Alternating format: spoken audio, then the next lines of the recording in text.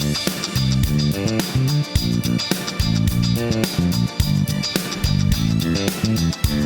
episode of the Better 2 podcast is brought to you by Kitty Mystic and M.Needom, author of My Days with the Dark Muse, as well as Love is Worth Waiting For.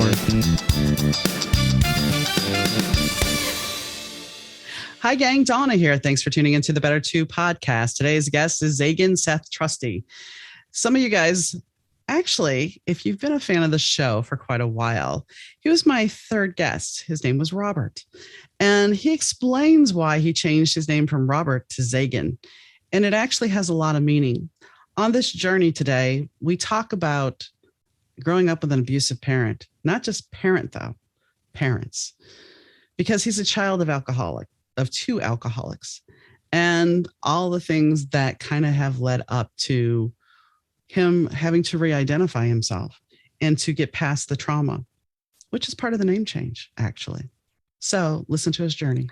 Hi, Zagan. How are you doing today? I'm very good. How about yourself? I'm doing good. I am doing good.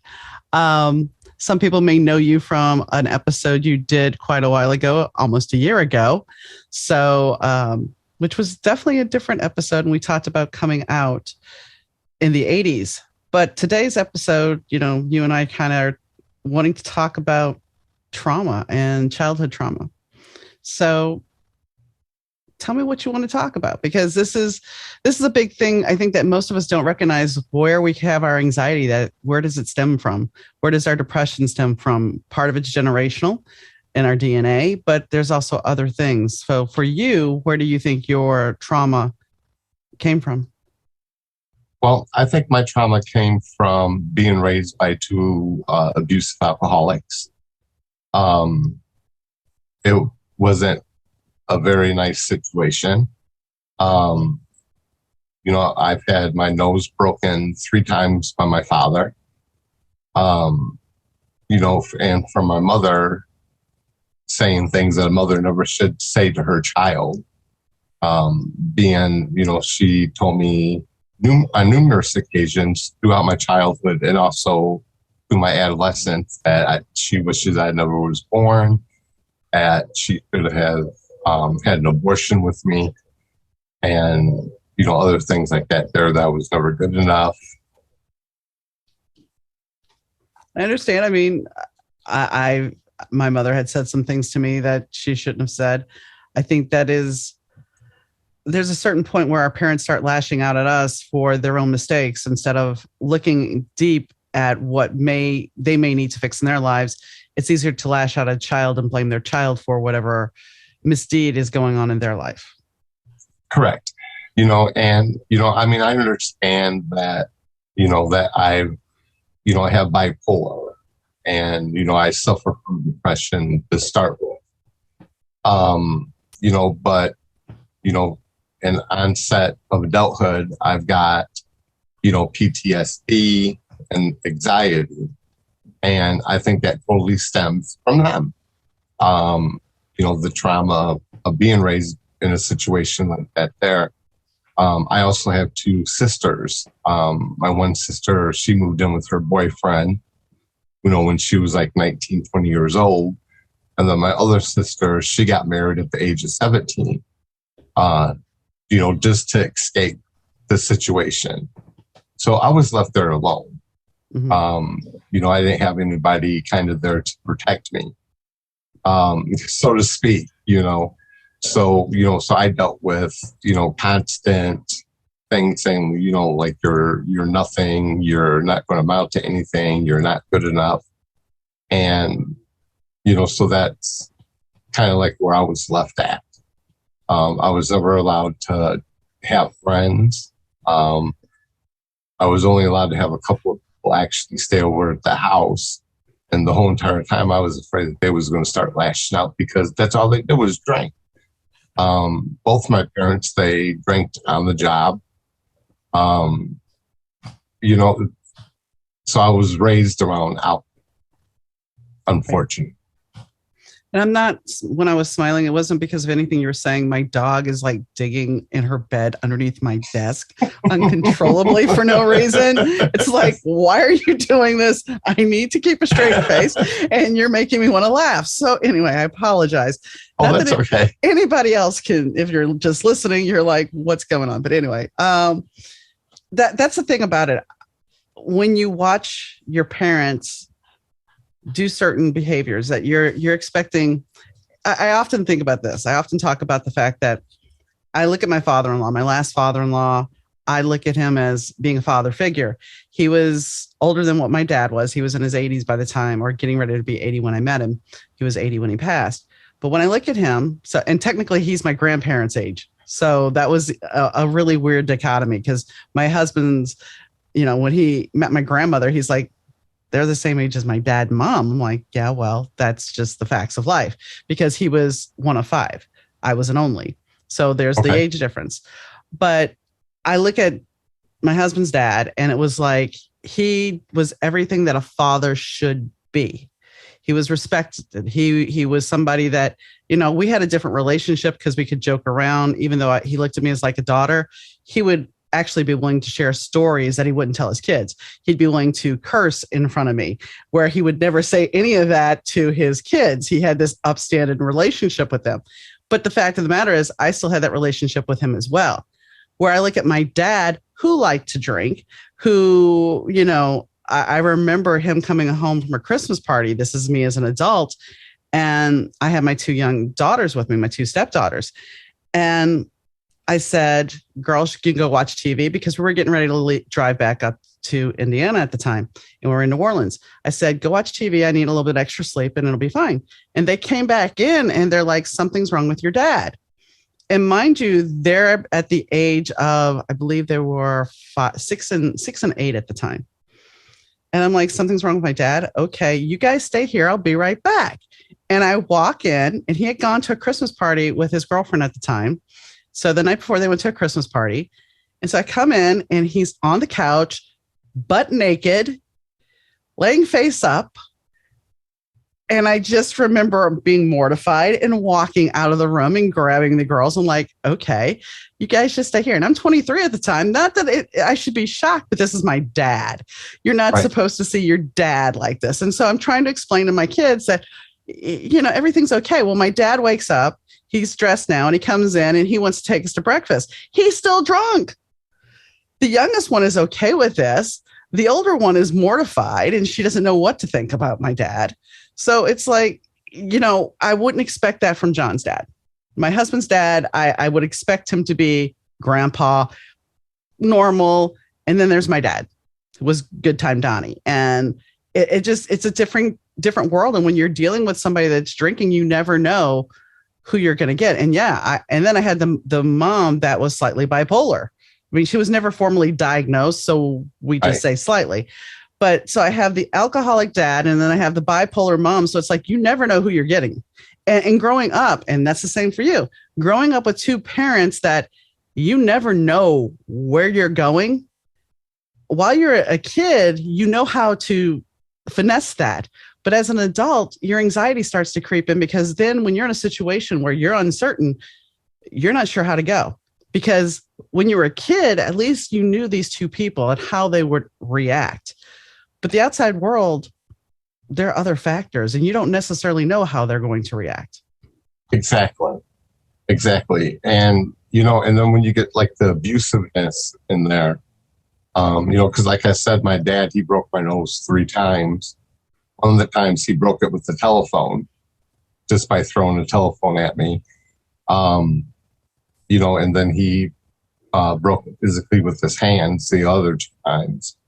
My mother, I don't know if you remember, like the big gallon jugs of open pit sauce, the glass ones. Mm-hmm. My mother threw numerous ones of those at me and shattered it all over the TV. She's also hit me physically with her hands, to the point where her hands was bruised and swollen. And I never fought back, because that's just one thing you don't do. You don't hit your parents. You just don't do it. So there's, you couldn't do nothing else but to sit there and let it happen. My mother broke the mirrors on our wall from hitting me and missing me. She hit, the mirrors on the wall, and I'm not a skinny person and I'm not a short person either. I'm tall and fat, and I've always been that way. My mother threw things at me besides, like the open pit barbecue sauce, and she's hit me with coat hangers, shoes, belts, just whatever she can get her hand on. Was the weapon of choice. It's not fun being raised by two alcoholics. No. And my mother, she was a bipolar as well. I think maybe my dad might have been too. I don't know. Wherever my parents was, there was a beer in their hand. Whether if it was driving somewheres or coming home from work. I can remember my mom, they would drink like 3 to 4 cases of beer weekly.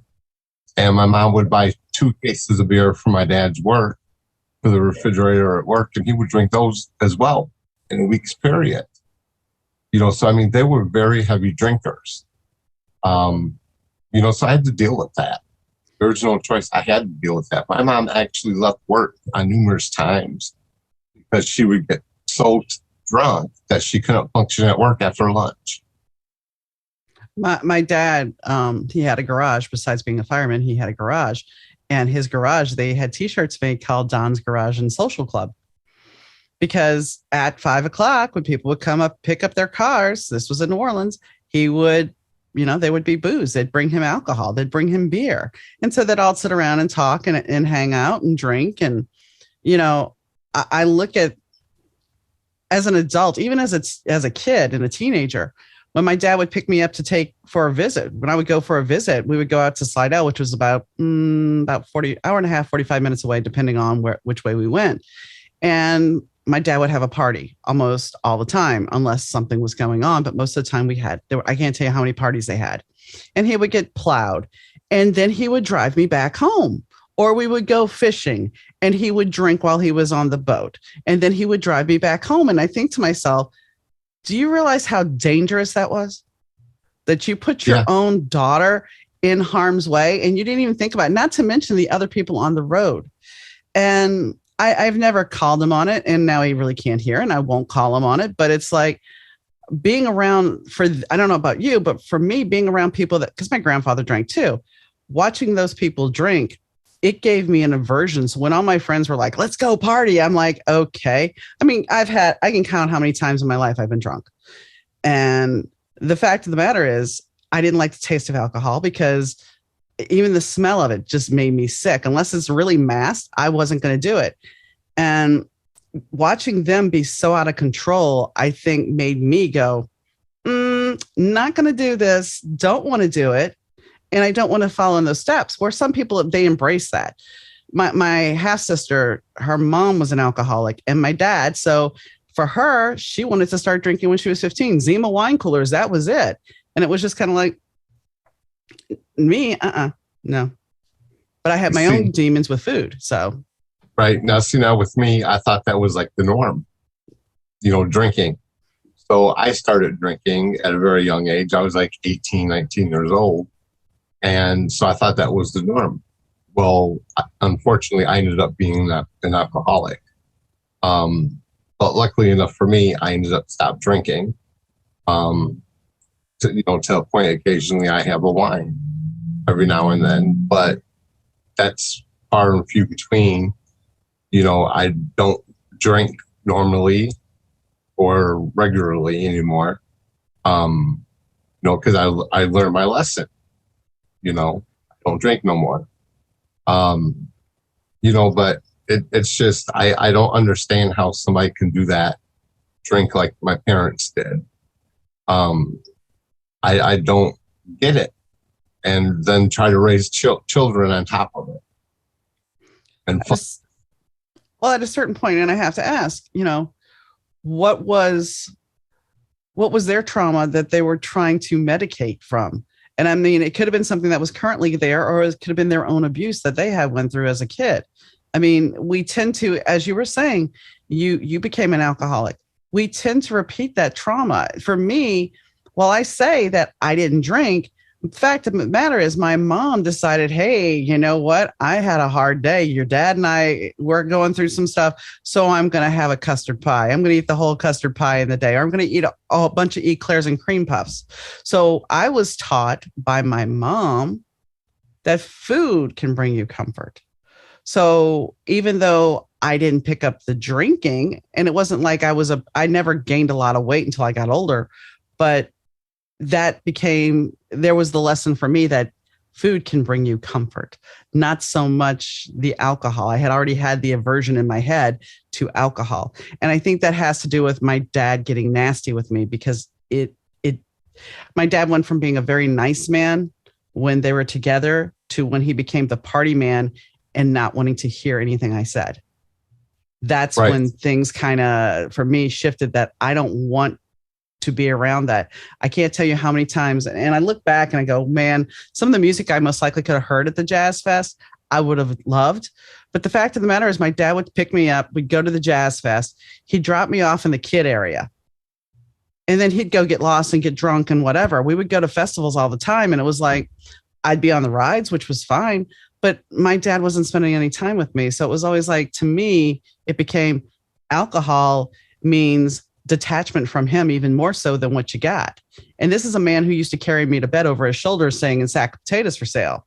This was a dad who was really a dad for a certain point, and then it was different. And speaking of, then I go back to my mom. When all this happened, my mom lost her freaking mind, and I deliberately failed a test. And so my mom beat me. I mean, she literally beat me because I told her I deliberately failed an entrance exam to a school. And she, for $25, she beat me so bad that she called one of our friends to come get me before she killed me. Oh, geez. And then a couple months later, when we went to Mardi Gras, she decided to, while my dad had me for Mardi Gras, she decided that she was going to try to OD on some sleeping pills. Oh. So when my dad got back to the house, he found her, saved her, blah, blah, blah. So that would start this whole thing of that I didn't really think about until I got older. Right. That she tried to commit suicide. And that's a whole nother big rejection factor right there. So like you have the alcohol. And my dad, he would sit there if I was forced to kneel in the corner and I wasn't doing it. He punched a hole in the door above my head. He never hit me physically, except maybe a spanking. But my mom and him, the last fight they got into, he put a hole in the wall next to her head. He never hit her. But that in itself right there is terrifying. Yes, definitely. Definitely it is.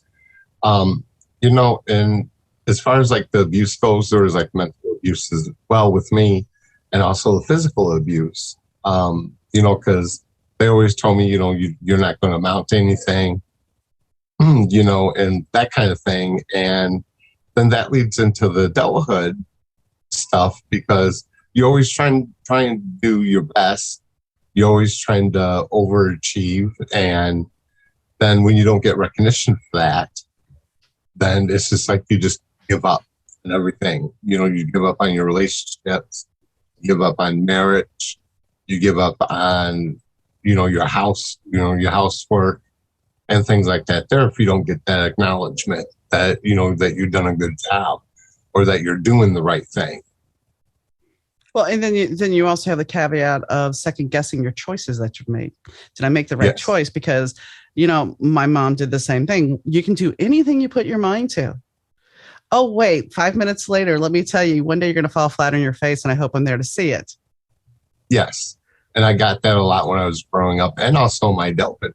Mm-hmm. Even now, whenever I speak to my mother, which I haven't talked to her now in a year, during the whole process, my name changed. I was getting that up until like a year ago from her. Yeah, and that's the thing. I have friends that have family, and they're very close with their families. And I've always been slightly envious of my female friends who have great relationships with their mothers. But the fact of the matter is, family, while family is always talked about as such a wonderful, loving thing, white picket fences and all that BS. The fact of the matter is, families aren't always that way. And sometimes families can be very toxic and detrimental to still be around even as an adult.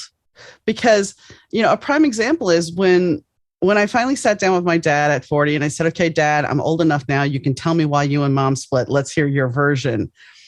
I sat there and my dad is across from me and my husband's in between both of us. And he told me, as an outsider watching this, because my dad got agitated, my dad got angry. My husband said, it was like watching you go into a little kid. You morphed into like a 9-year-old.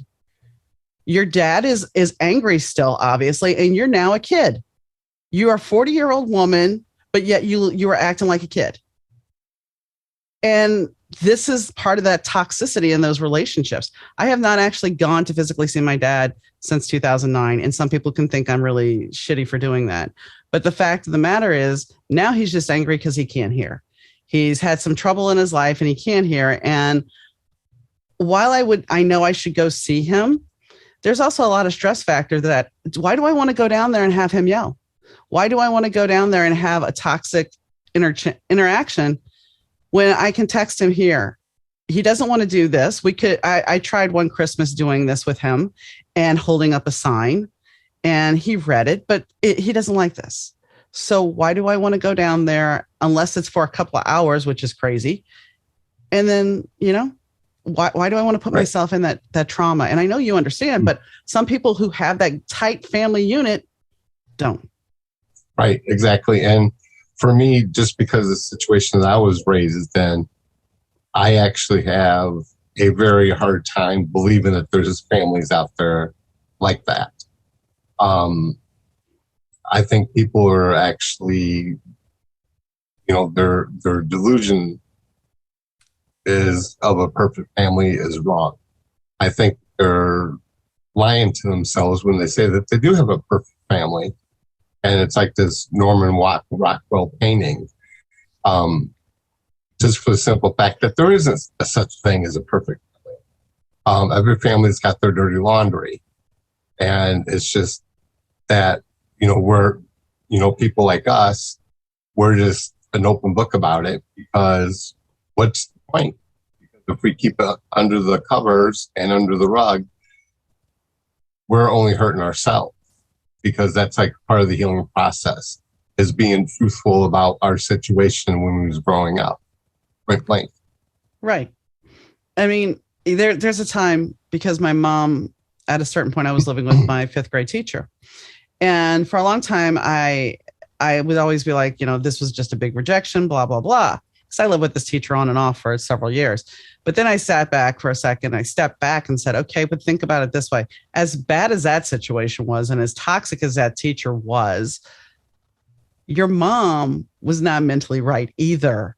So be glad that you weren't there with her all the time. Be glad that you didn't have to face her all those times, that you got a reprieve. I mean, the teacher prided herself being a disciplinarian. The first time I ever stayed over her house, I slept in the same bed with her, and she had a Doberman. And she tells me, she's like, okay, do not move. If you have to go to the bathroom during the night, tap me lightly on the shoulder, because I have to let the dog out. Otherwise, the dog will rip you to shreds. Okay, sure. That sounds fun. Yeah, it does. I mean, it was one of those things where it's like you have to look at the good and bad, and you have to when you're trying to heal yourself, even though all the crap and the muck, and I'm not saying to whitewash, and I'm not saying that at all, but you have to reframe it so you can make some kind of peace of mind from it for yourself. Because if you don't, you just live in constant torment. Exactly. And that's the thing I was about ready to say is, is that when you're growing up and that is a toxic relationship, and then you go, like in my situation, I go like the whole year without even talking to my mother. And I'm in counseling to try to work through all this stuff. It's still a toxic relationship for me, because I have to relive it. Mm-hmm. And as I'm reliving it, I'm reliving the whole situation in my head and trying to figure out, well, if I would have done this differently, would that have made my parents love me more? Would this have made the situation outcome differently? Would they have accepted me more? And not only was I like living through that, but I was also living through the whole situation of being gay, living through that as an adolescent, and that's a lot to deal with, being raised by alcoholic parents, being, having to keep my sexuality under the covers, because I didn't know how they would react. There was a situation, I talked about this on an episode of the podcast recently, and it's something that I've never been outspoken about because it was there was a shame attached to it. And when I first left my first husband, I had gone down to New Orleans to go see my dad. And my husband, I should say this before to preface this. When my husband met my best friend at the time, he asked her to take naked pictures.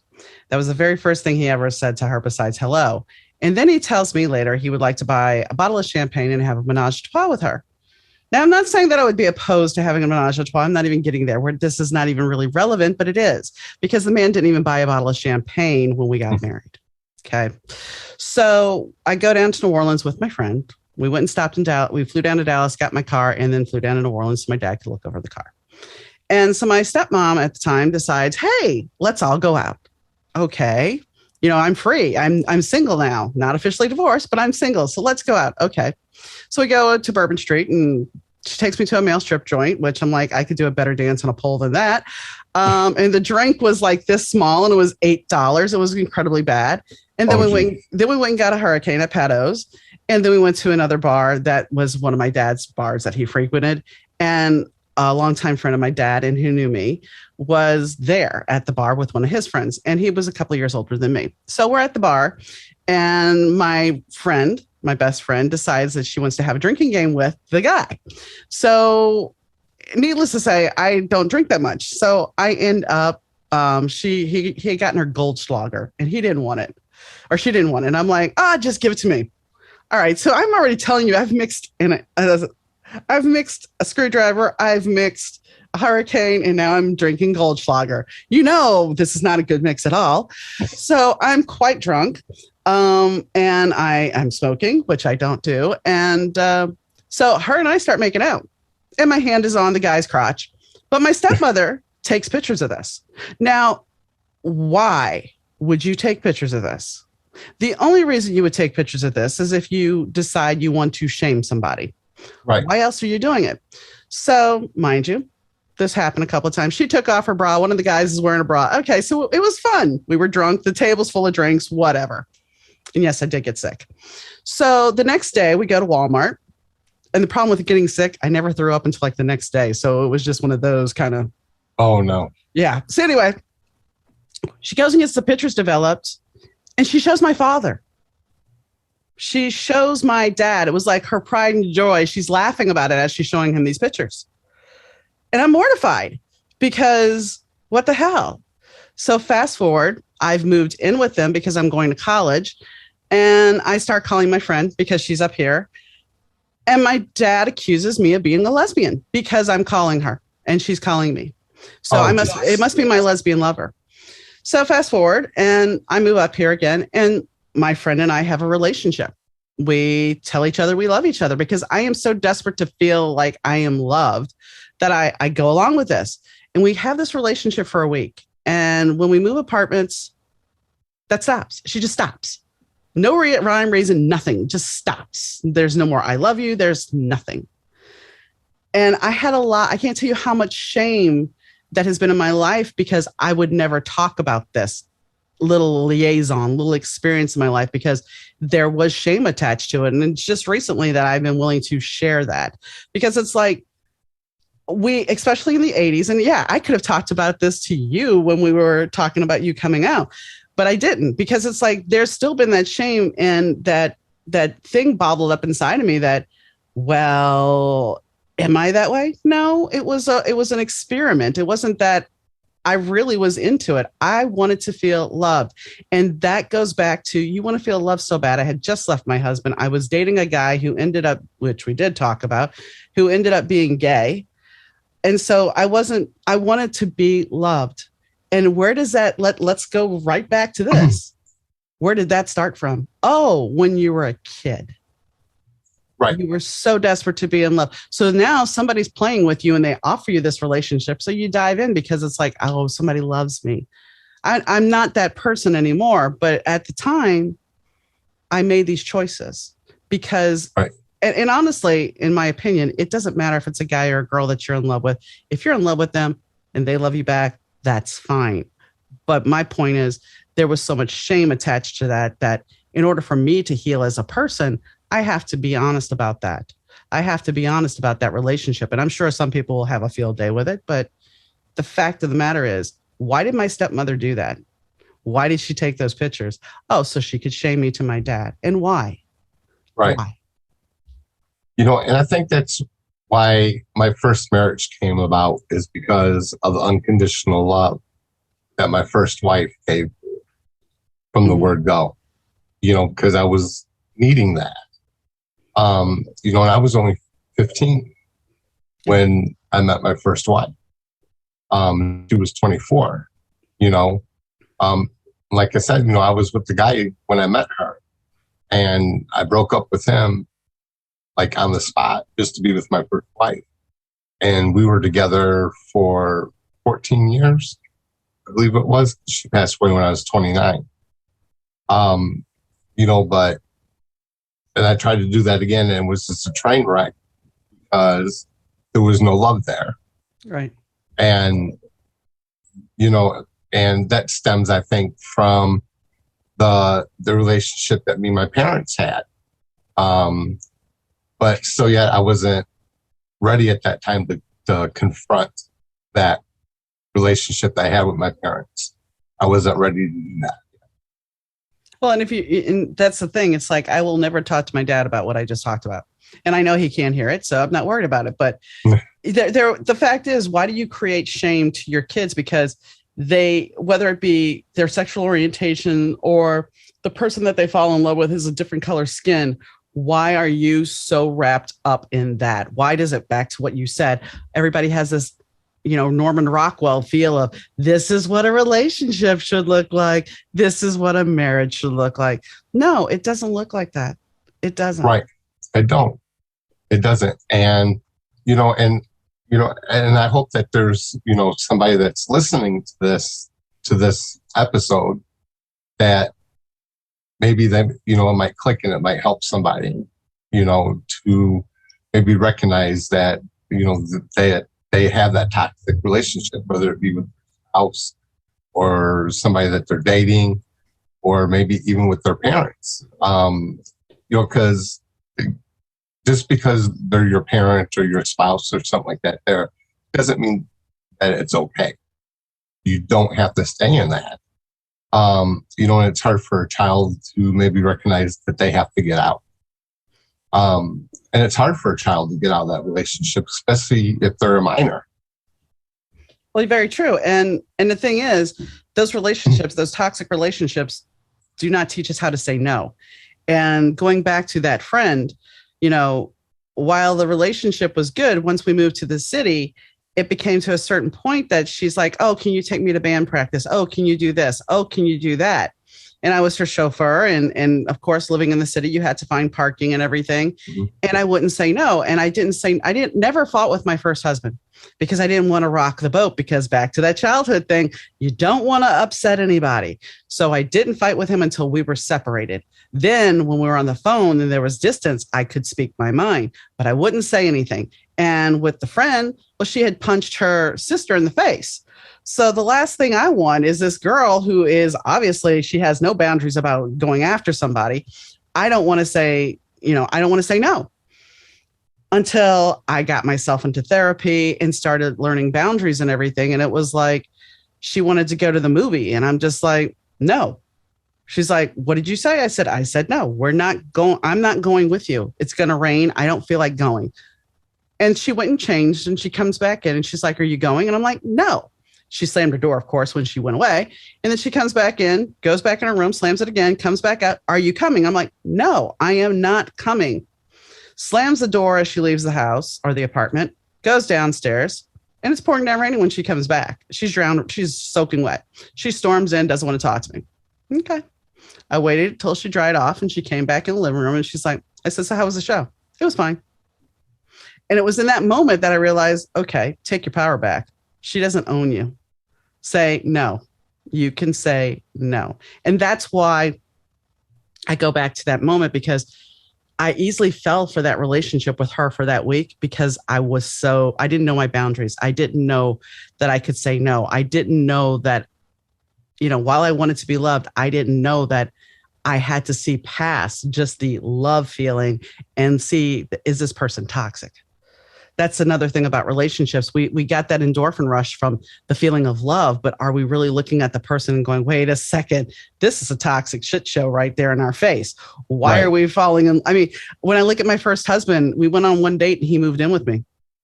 I mean, if that's not batshit crazy. And 3 days later, he proposed to me.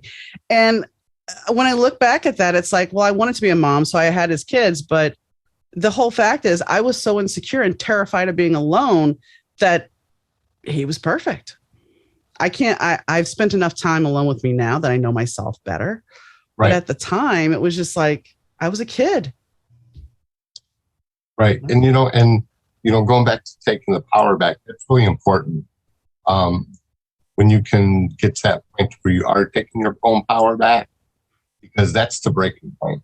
Mm-hmm. That is when things will turn around and you're better off, because that's when you're saying to yourself that you refuse to be in that toxic relationship any longer.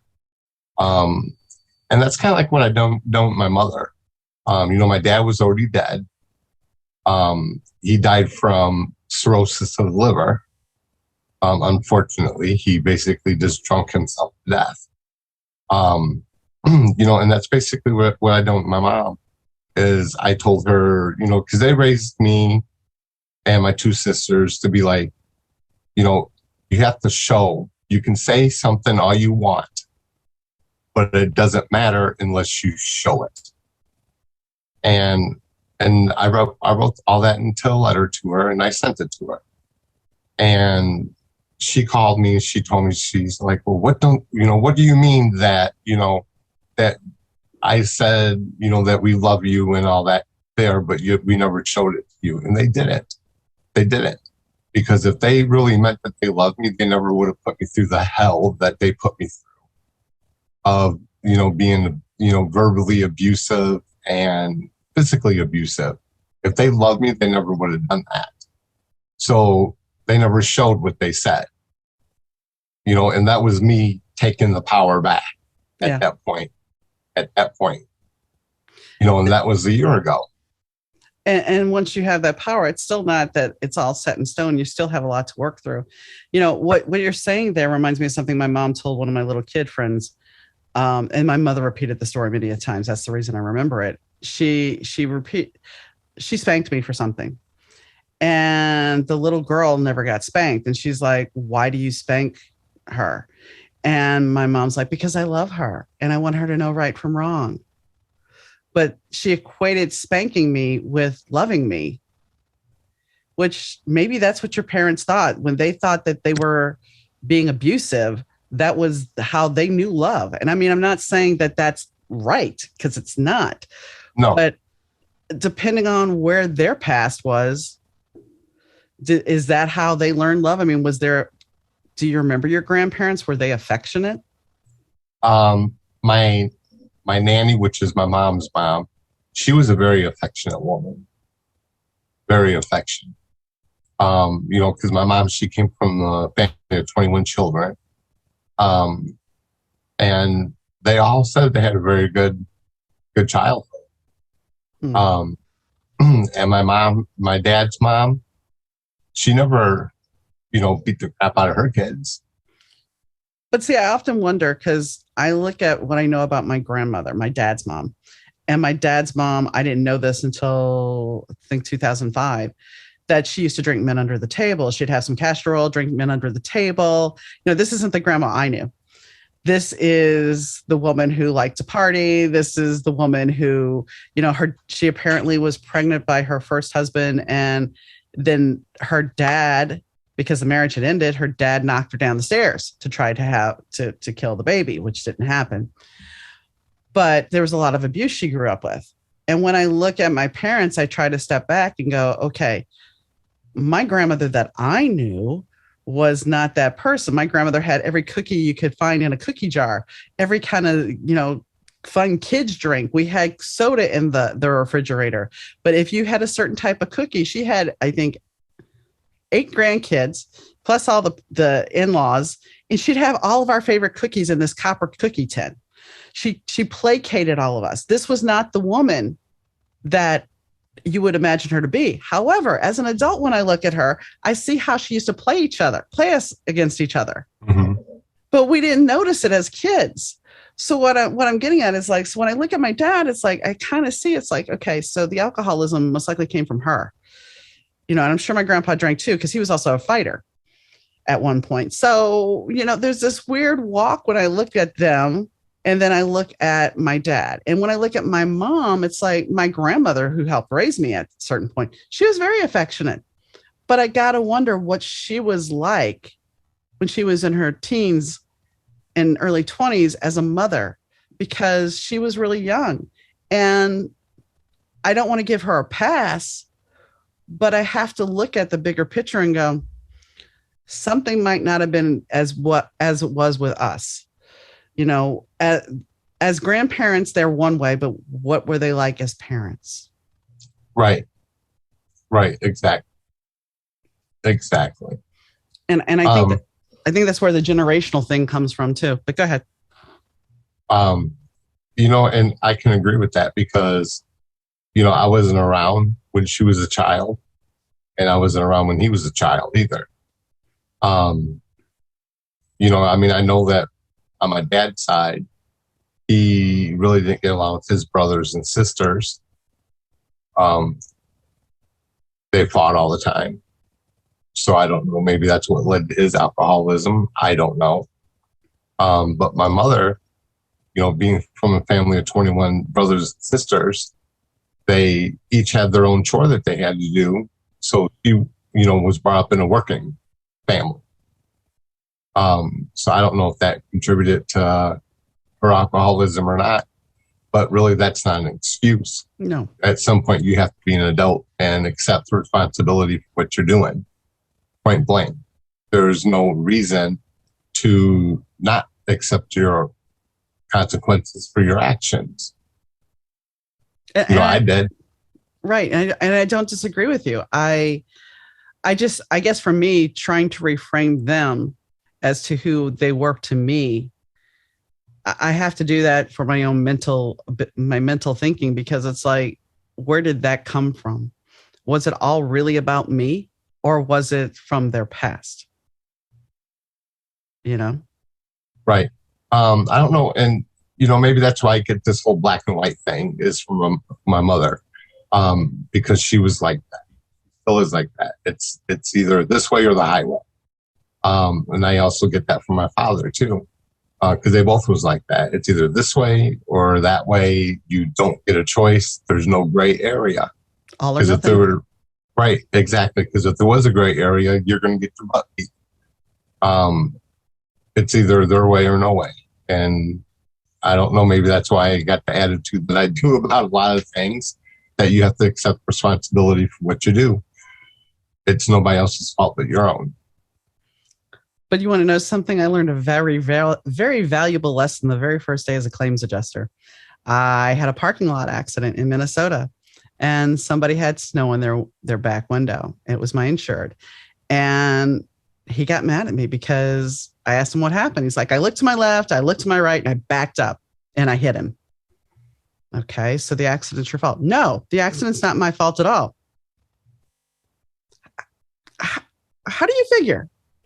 He has the right of way, sir. I didn't say, how do you figure to him? I was just like, I said, sir, he has the right of way. I said, did you clean the snow off your window? Because it had been snowing. He's like, no. So did you see him? No, he should have seen me. Sorry, sir, but you backed into him and the accident is your fault. I want to talk to your supervisor. It was in that claim that I realized that most people do not want to take responsibility for their actions. And that goes back to somebody putting an electric heating pad into a microwave oven and catching their kitchen on fire and then wanting to sue. logically, you're at fault in both scenarios. But it's much easier to blame everybody else than take responsibility for what we do. Right. Exactly. And I think that's where to be blunt, the unfucking of your mind comes, because you have to look at what your parents did, but you don't want to totally blame them for you being fucked up, because now you're an adult and you have to make different choices. And while we have all the trauma from the past, we have to take that ball of yarn and untangle it and try to relearn how to be confident and take care of ourselves as best we can do, because it's reparenting ourselves. Right. And, and I do put the blame where it does need to be put. I can't blame them for the bipolar. I can blame them a little bit for my depression. Because of what they've done. I do blame them for the PTSD, and I do blame them for the anxiety. Because that was directly caused because of the trauma that they caused me. But now, and that leads up to my name change. Because with having my name change, because I was named after my father, I was a junior. And by shedding that name and disassociating myself with them in that manner, it has relieved a lot of my PTSD and my anxiety. And that's exactly what my doctor was going for. And, my psychiatrist and my counselor. It has helped a lot. Instead of having anxiety every day or maybe 2 or 3 times a week, I'm having anxiety maybe once or twice a month. Nice. And my PTSD is basically almost non-existent. Nice. I've had other guests that have changed their names. And it's funny because I had the opportunity. I've been married twice and I've had the opportunity to change my last name. But I've always said I have been M.Needom for all of my life. So while I have changed my first name slightly, it's still, God-given is Dawn, but I don't want to be, when you screw my name up, it's a man's name, Don. If you're going to screw me up, at least I'll be Donna. I'll be a female, and I would have, my first husband's like, well, aren't you going to change? I'm like, no.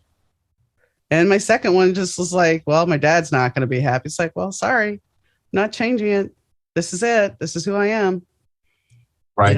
And for me, it was just more about, I didn't want to lose my identity completely to a man, even though technically I guess I did when I was born with my dad's name, but Right.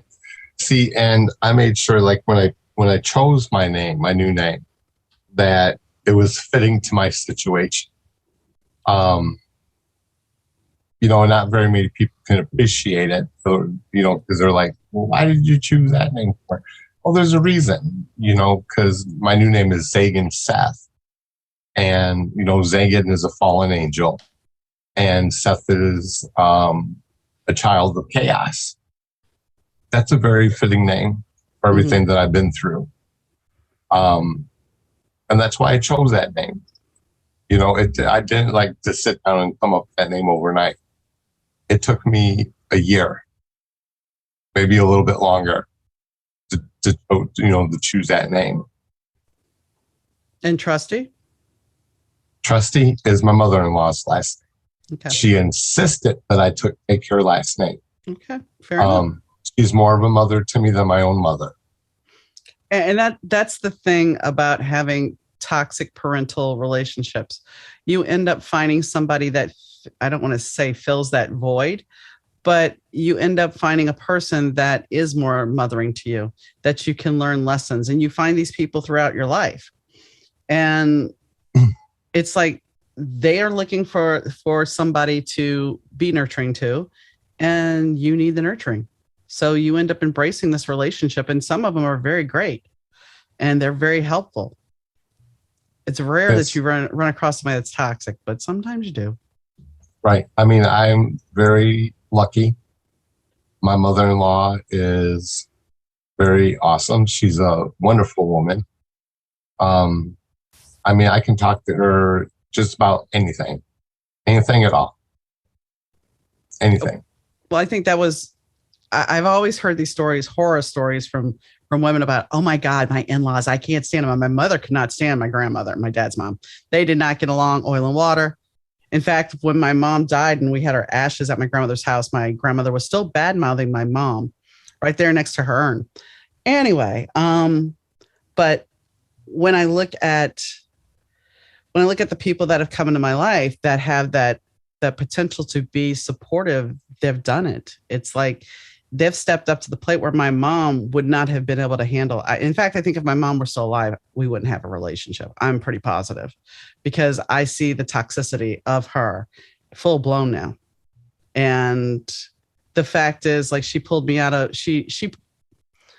I often wonder, by talking about this, if I could lose my high school graduation diploma, but it's been 40 years almost. But she used a fake address to send me to a school that had less African-American students because she didn't want her daughter in her senior year to possibly.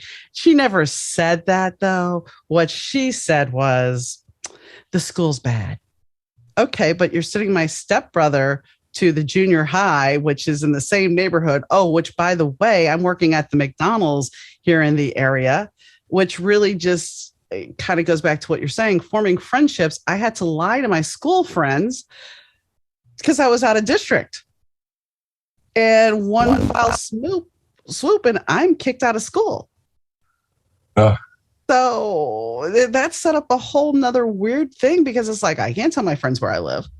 Right, exactly.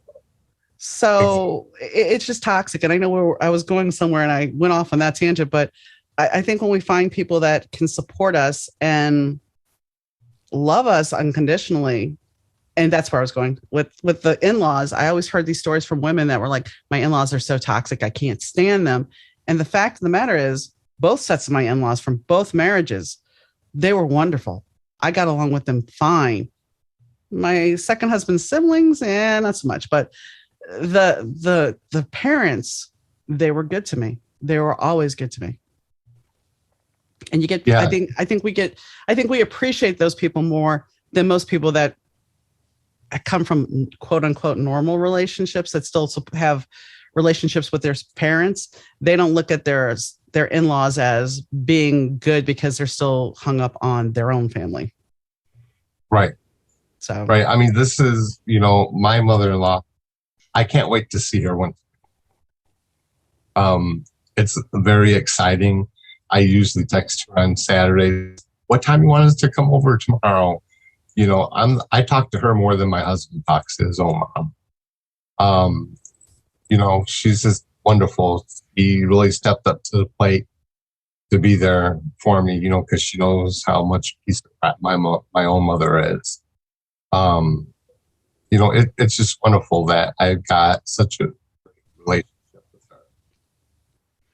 So let's change the topic before I let you go, because we're almost into an hour now. So how's your portals and gateways going? It's going really great.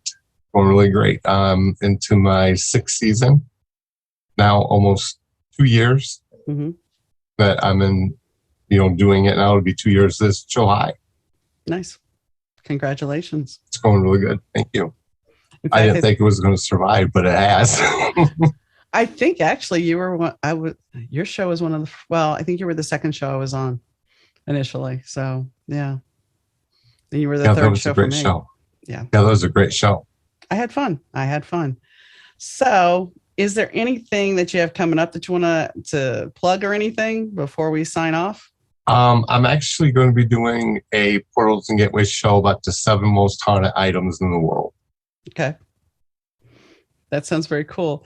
It's funny because I sold an hourglass recently and somebody reached out to me when she bought it. Before she bought it, she goes, is there any weird history on it? And I'm like, no, not at all. I just sold the haunted doll. Actually. Really? Yes, I did. Mm-hmm. Yes, I did. I got rid of that thing fast. I wouldn't want anything haunted. I really wouldn't know. One of my listeners actually gave it to me. we actually had to put it in a bless box and remove it from the house. And so we kept it out in the garage for like a year. This thing was like really weird. We kept it in the front room. We woke up the next morning and it was in our bedroom. So I put this thing in a bless box and moved it out to the garage, and there she sat for a whole year. And somebody offered me some money for it. I said, not a problem. I'm shipping the thing to you tomorrow. Wow. I wouldn't want it. It always amazes me when somebody's like, oh, I'll buy it. Why would you want that? If it's got some bad juju, why would you want this? Well, I sent that bad juju all the way to Tennessee. But you understand what I'm getting at. It's just like, I don't understand why anybody would want this. I know it. But this lady my listener that I got it from, she just did not want it because it caused a lot of havoc with her relationship and within her house and within the whole apartment building that she lived at.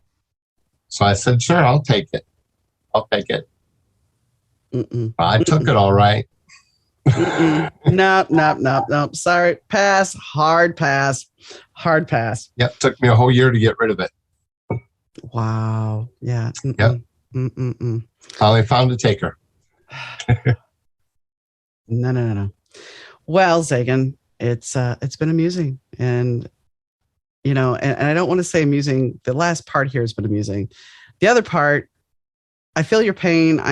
I can only understand so much of what you went through because I only had the physical abuse a couple of times in my life.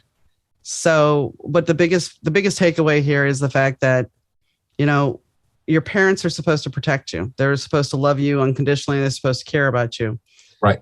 And in a lot of cases, which, I don't want to get political, we talk about, abortion should be banned.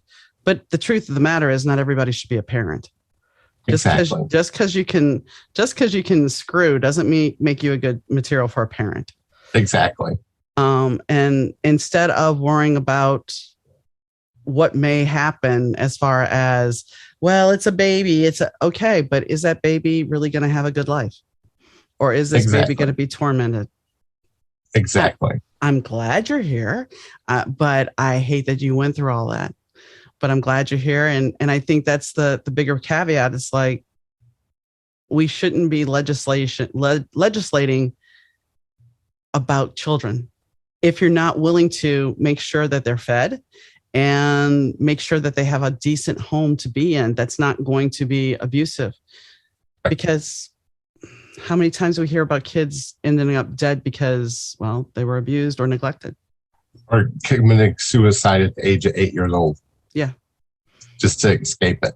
Yeah. So, I think there's a bigger caveat, and I'm sure some people will be pissed off because, abortion is wrong, but that you have to look at the bigger picture. It's just not about this body. It's not about the person that's in there. It's not about the baby. It's not about the fetus. It's about what happens after. Right. That's the bigger picture. Exactly. So now that I'm on my soapbox, I'll get off my soapbox, and thank you for joining us. So while I could relate to some of Zagan's trauma, fortunately, I did not go through the abuse he went through. I had some smattering of abuse, physical abuse, mental abuse. Well, that's a whole nother caveat, and we didn't dig really deep into that, just touched on it slightly. But for anybody that has gone through physical or mental abuse, you have to know that it does affect you. Even though you may not realize it, eventually it comes home to roost. And you have to step back and start going, okay, how do I make these changes? How do I need to make these changes in my life? I want to be a stronger person. I don't want to be a prisoner of my depression or my anxiety. And very much like an alcoholic, those are things that can come back at you. Those things can come back and be triggered. And you can have a great day and something can trigger you and take you right back to that moment. But the thing is, as you go forward and you work through your healing, then you see the changes you can make. You realize that, you know what? I don't have to let this overtake me. I don't have to get in so much worry and fear that I'm trapped. I can dust the muck off of me and I can move forward. And that's not an easy thing. I'm not saying it's like, oh yeah, here we are, we're good. No, it's not. It's a lot of work, and you have to be willing to confront yourself. Sometimes when we look at people that don't want to confront themselves, they're always avoiding things. I mean, there's things that I avoid. I admit that, but you have to really look at yourself. You can't always escape. One of the great things I love doing when I really want to just escape, at least when I was younger, would be to write and watch TV and put myself on a TV show just because it was that much better than my life. While writing has turned into, dare I say, a career, and it's not so much an escape, there's still a bit of an escapism to it because, well, I get to live another life. But that being said, I also know who I am. And you have to be able to face yourself. You have to be able to call yourself on your own bullshit. And that's not always an easy thing to do. And some people will sit there and say, well, why would you do that? Let's talk about what I said, the shame factor. There has been so many years that I would not share those pictures. And I haven't shared the picture still, but I wouldn't even talk about it, except with a couple of close friends, because I didn't want them to look at me and think, oh my gosh, what the hell? I had an experimental relationship. Big fucking deal. Many people do it. Many people don't talk about it. But the fact of the matter is, there was no shame in it. I did it. So what? Big fucking deal. Maybe part of me did it, which I didn't say to Zagan, but maybe part of me did it was because I knew that's what my ex-husband wanted. My ex-husband wanted that feeling. He wanted to see both of us together and, well, eat your heart out, baby, because it happened and you weren't there. But the whole fact is, the truth of it, it really was about wanting to feel loved. And you have to come to a place of security with yourself that you love yourself enough and you're strong enough to realize that the person that's sitting there saying, hey, beautiful, I love you so much. When I look back at that first relationship I had, and, I told Zagan, went on a date with him and he moved in basically. When I look at that girl, and I have to forgive her, because the good thing that came out of it was I was a stepmom and I had these two wonderful girls. But I was so desperate to be loved and not be alone, so desperate to be loved, that I was willing to just say, oh, he loves me. Okay. And I mean, there's a Bugs Bunny cartoon or Looney Tunes cartoon where there's a little dog running around, a bulldog going, yes, Mike, yes, Mike. And in a way, that's who I was at that time. Anything he said, it was okay. I was all right. Until he said I couldn't do something that I really wanted to do. And that is when things started to go south. So I gained my power back. And once I started gaining my power back, I decided I had to make a choice. And while I love those kids, I knew I had to get my freedom. I knew that eventually I wouldn't be in a good place. As the kids got older and didn't need me, what was going to be left of that relationship? So I left. And while I hate hurting the kids, because that tore at me and took a piece of me, it was the best thing I could have done for myself. So if you find yourself in a situation that you settled because you're used to being in a toxic relationship, you're used to being in a toxic environment, this is all you've known, talk to a therapist, get some help, talk to friends, get yourself out of that toxicity and start healing yourself. Yes, it's going to take work and it's not going to be easy, but it'll be worth it. It will be worth it. So on that note, I will step off my soapbox, which it seems like I've been on that quite a bit today. If you have a question, comment, or concern, and please don't come at me hard, you can email me at Donna, DAUNA, at better2podcast.com. That's Donna at better2podcast.com.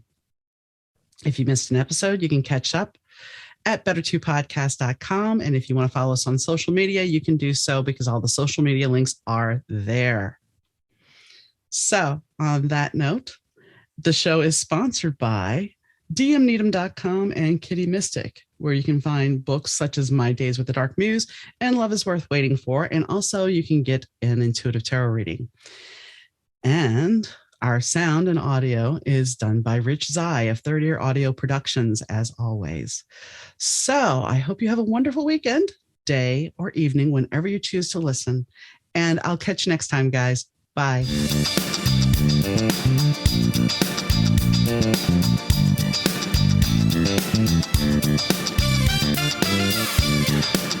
The Better 2 podcast is mixed, edited, and produced by Rich Zai of Third Ear Audio Productions.